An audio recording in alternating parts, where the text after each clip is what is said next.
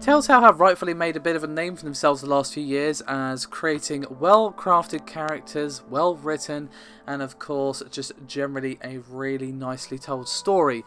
Now, one of the core mechanics of their games is of course the decision making.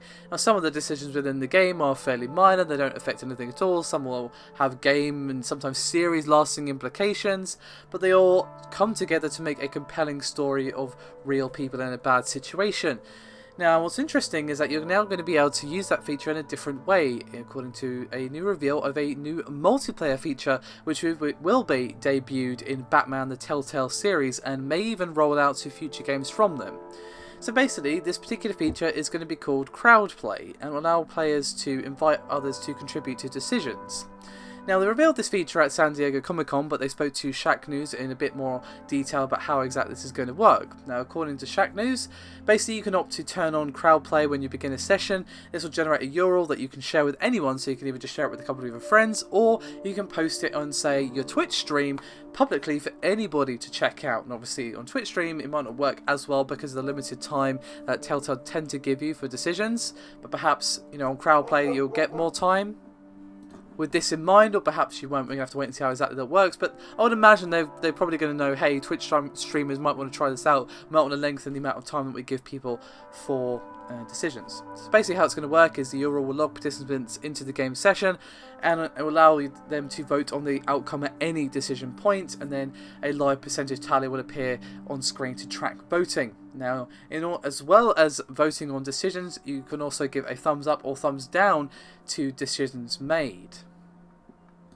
Now, you even have two options on startup of crowd play. One merely shows the host the vote tally, but allows them to make the final choice. So they can look at what their viewers think, but go, you know what, I disagree, I'm going to make the other choice. While the other one irreversibly locks the host into the crowd's decision, which could be a really interesting option for said Twitch stream.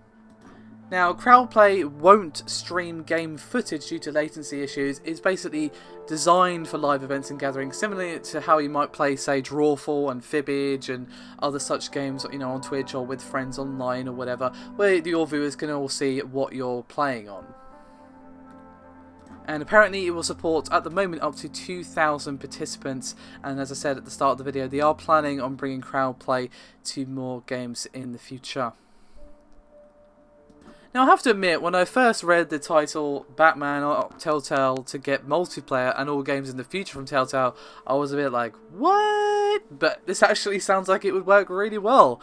And this sounds like it could be a load of fun to take part in as either the streamer or the streamee, if someone watching a stream getting to take place in the decision, especially if the person in question is brave enough to let their viewers lock their decisions in so they have no say into what actually happens and be taken on this wild ride by your viewers. That sounds like it could be so much fun. So this actually sounds like a really interesting implication of this whole decision mechanic that is of course core to Telltale Sting as of late.